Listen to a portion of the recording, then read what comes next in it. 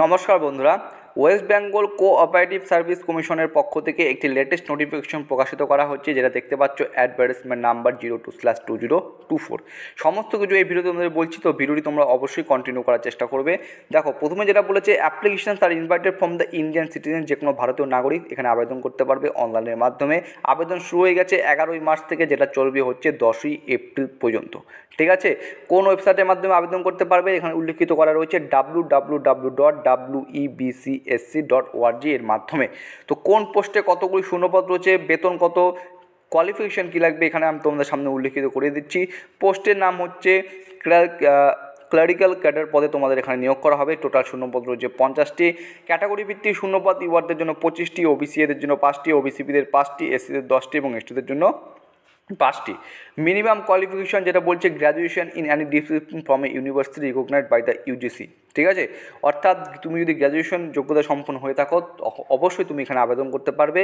With 50% marks in higher secondary, উচ্চ মাধ্যমিকে তোমাকে অবশ্যই 50% নম্বর থাকতে হবে।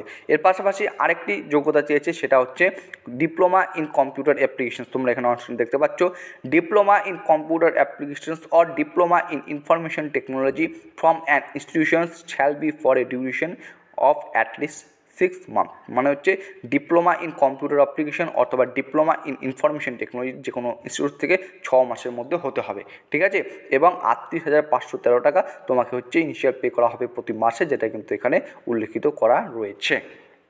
চলো, এরপর আমি যদি তোমাদের বলি যে এখানে আমাদের এজ যদি একটু বলে দাও ভালো হয়। ইউআর প্রার্থী হয়ে থাকলে 18 থেকে 40 বছরের মধ্যে হয়ে থাকলে আবেদন করতে পারবে। এসসি প্রার্থী থেকে 18 থেকে 45, এসটিদের 18 থেকে 45, ওবিসিবি প্রার্থী থাকলে 18 থেকে 45 বছরের মধ্যে হয়ে থাকলে তুমি এখানে অবশ্যই আবেদন করতে পারবে।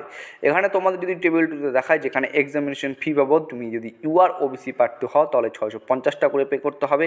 এসসি এসটি প্রার্থী হলে কিন্তু তোমাকে এক্সামিনেশন ফি দিতে হবে না, শুধুমাত্র প্রসেসিং ফি বাবদ দিতে হবে 250 টাকা করে তোমাকে এখানে কিন্তু পে করতে হবে। এবার সবথেকে যেটা গুরুত্বপূর্ণ প্রশ্ন, সেটা হচ্ছে সিলেকশন প্রসিডিউরটা কীভাবে হবে।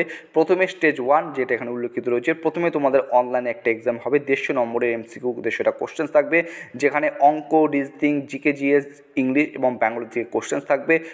অনুপাত দেখো, নেগেটিভ মার্কিং রয়েছে 1:4, ফুল মার্কস থাকবে 150, টাইম থাকবে 2 ঘন্টা। ঠিক আছে, তারপর যেটা হবে সেটা এখানে উল্লেখিত করে রয়েছে, candidates will be call for interview viva voice on the basis of mark obtained in online CBT exam. Computer based মধ্যে তুমি কত র্যাঙ্ক করতে হবে তার উপর ভিত্তি করে তোমাকে ইন্টারভিউতে ডাকা হবে। স্টেজ 2তে বলেছে, candidates will also have to appear in practical test in basic computer knowledge. Computer knowledge সম্পর্কে তোমাকে প্র্যাকটিক্যাল টেস্টে অ্যাপিয়ার হতে হবে, যারা কিন্তু সিবিটি এক্সামে পাস করবে। সেখানে 50টি নম্বর থাকবে, কিন্তু কোয়ালিফাইং ইন নেচার, শুধুমাত্র তোমাকে এখানে একটা পাস করতে হবে। ঠিক আছে, তারপর যেটা হবে সেটা হচ্ছে বি নাম্বার দেখতে পাচ্ছ, candidates will be call for interview, যেটা 15 মার্কসের হবে, 15 নম্বর হবে, as per merit list prepared on the basis of result on the online CBT. Online CBT এক্সামে তুমি কেমন রেজাল্ট করছো তার উপর ভিত্তি করে তোমাকে কিন্তু এখানে ইন্টারভিউর জন্য ডাকা হবে।